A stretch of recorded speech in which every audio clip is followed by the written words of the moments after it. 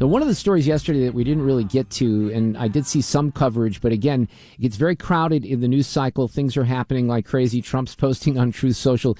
He had an epic post today, by the way. It was very, very interesting. But they were trying to highlight the Department of Homeland Security that there might be some cyber terrorism threats, because how will Iran strike back? They're not going to fire weapons at our country, but what could they do to paralyze us?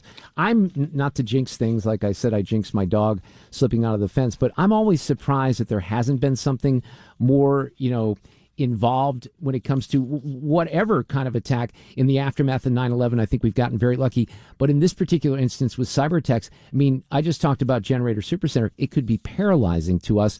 And I guess the question would be, are we ready? George Rosenthal is with us. He's always great on these topics. He owns ThrottleNet at ThrottleNet.com. How are you, George? Welcome back. Thanks for coming on this afternoon, as always. Absolutely. Thank you. Pleasure to be on. So how concerned would you be about Iran or any of these terrorist states, doing something to inflict damage with cybersecurity, et cetera? Well, and like you said, they don't have weapons that are going to reach the United States. But it's also interesting that they've been deporting a lot of Iranian nationals that have ties directly to the government. That's been happening over the last few days. And that can tell you right there, if you've got Iranian nationals that are in with the government, they can start doing things from inside the country from a cyber standpoint that can really wreak havoc and a lot of different things. I mean, there's the Department of Homeland Security saying that this bulletin is going to be out and is active until September 22nd. Not sure why they randomly chose the 22nd of September, but between now and then, according to what they're saying, is to keep an eye out on things. And we've seen a lot of this. I mean, all of us have talked on the radio several times about ways that countries can attack us. And, it's not something where we're normally talking about ransomware, where they're going after you for money. This is mainly about causing chaos and then manipulating people's minds to change the politics of how things are going. So, for example, like water, energy, gas systems, they've attacked these before with malware that will lie await, and wait for long periods of time and then all of a sudden act. Now, those malware infections may already be there.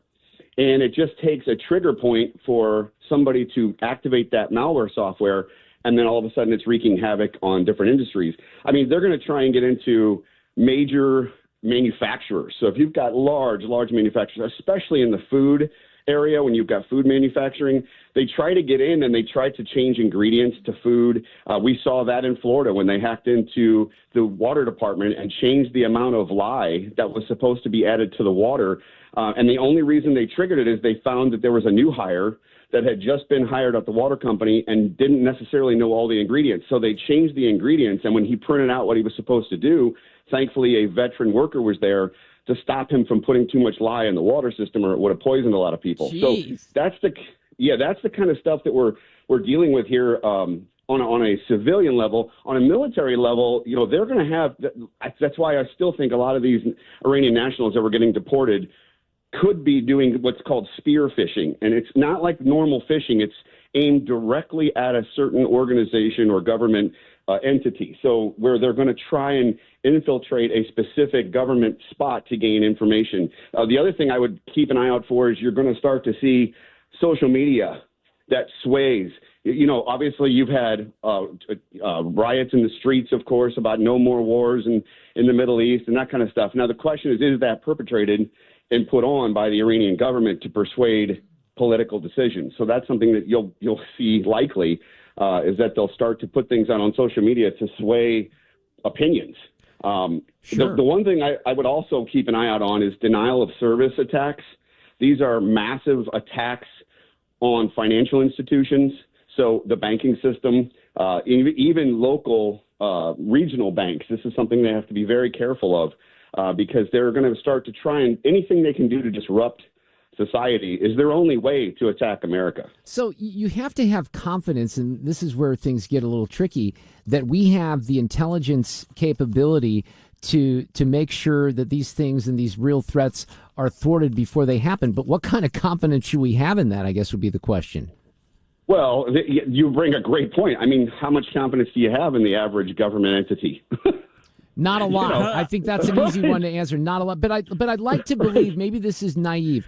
I'd like to believe, maybe this is one of the reasons we haven't had a different type of terror attack. I'm always a little surprised that we haven't had something significant since 9/11. But we do know that a lot of these things have been thwarted before they happen. So as I'm watching The Night Agent season 2 on Netflix, which is about CIA, secret ops and stuff like that, I guess, I'm basing this opinion on movies and hoping that we have the best people in these positions. Look, the Osama bin Laden documentary that's on Netflix is a really good example of this because, look, they had intelligence information on Al-Qaeda that goes back to the 1990s, before the first World Trade Center attack.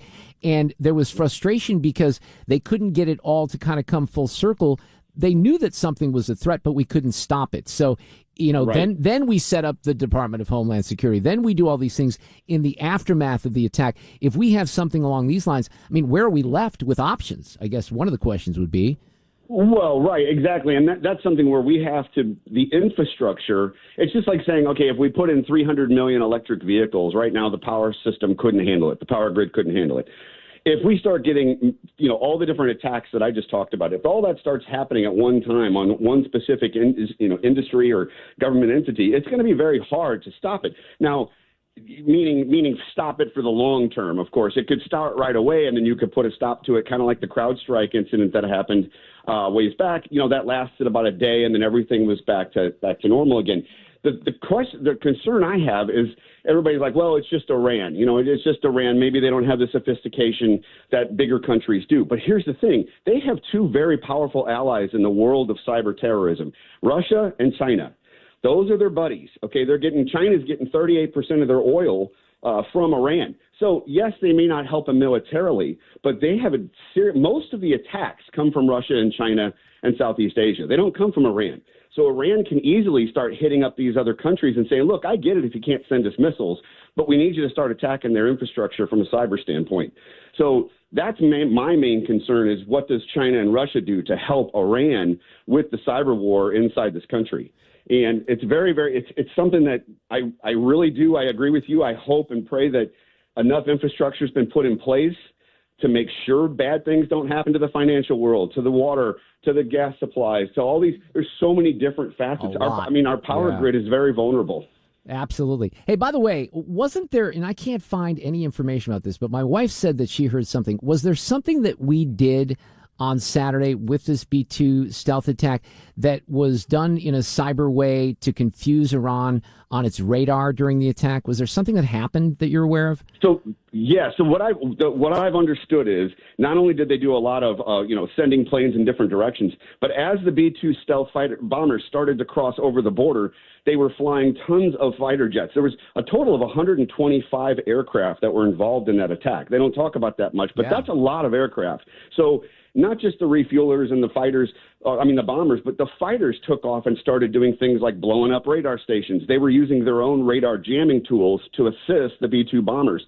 So technically, the B-2 bombers can't be seen. I get it. Maybe their crosshair section's about the size of a bird, maybe a large bird, but still, the fighters were using a lot of advanced technology to jam these radars.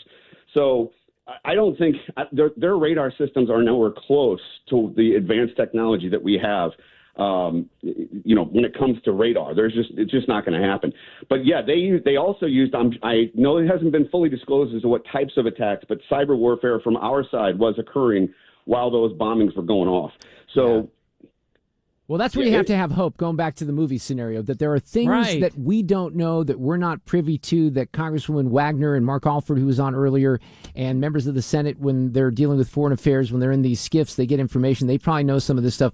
But it is pretty advanced, and a lot of us will never have a clue that it's happening or how it's happening. Absolutely. Yeah, and nor do I really want to know. I'd rather have it be secret so that our enemies don't understand what's going on.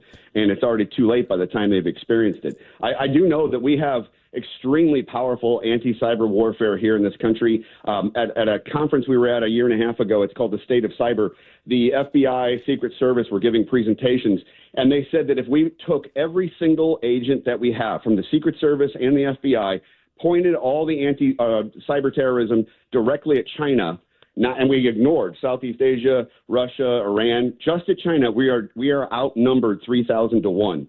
So wow. Anybody out there who's looking to get into a very long-lasting career, cybersecurity is where it's at. I would guess so. I'm going to tell my daughter that. Hey, George, somebody on Twitter or the X asked to ask you, what is Stuxnet?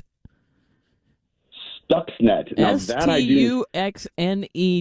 So that'll be something we can ask you next time. I guess. Absolutely. Yeah, I'll do some digging on that for sure. They say it's a malicious computer worm. First uncovered in 2010. Am I saying it wrong? Yes. Is it Stooks or something? No, you're. I know. Yes, that's exactly. So sorry, I was thinking it was like some sort of major global system. No, that is an actual type of worm that is being used. It was created a long time ago, but it's used a lot of times in ransomware attacks. It's very, very good at once it gets in, it wiggles its way through an entire network all on its own, completely autonomous. Oh, my gosh. Yeah, so that is something where once it's on, you don't need a human to intervene to tell it what to do. It just goes out and does the malicious stuff. So, yeah, that is definitely, those worms are still in use, even though they were created in the early 2000s. There's pieces of those still being used in all the ransomware attacks today. By the way, separate but related, I got another email today from PayPal about a $400 purchase at Walmart, except I don't have PayPal, and I've never had PayPal, and it was a phishing attempt. And these things come in fast and furiously. I've admitted that even someone who kind of pays attention like me has almost fallen for some of these things. That was the U.S. Postal Service one. Remember I know, the text? they get better. So they get very creative, and I guess if they send, a million of those things out, and they even get a small percentage of people to take the bait, they make some money somehow. George, always great to have you on. Big time. I appreciate Absolutely it. Great. Thanks so much for having me on. Check them out at ThrottleNet.com. We're coming back. He might serve as Telephone Tuesday today because we wanted to chat with him, and we're not going to have time for any more calls.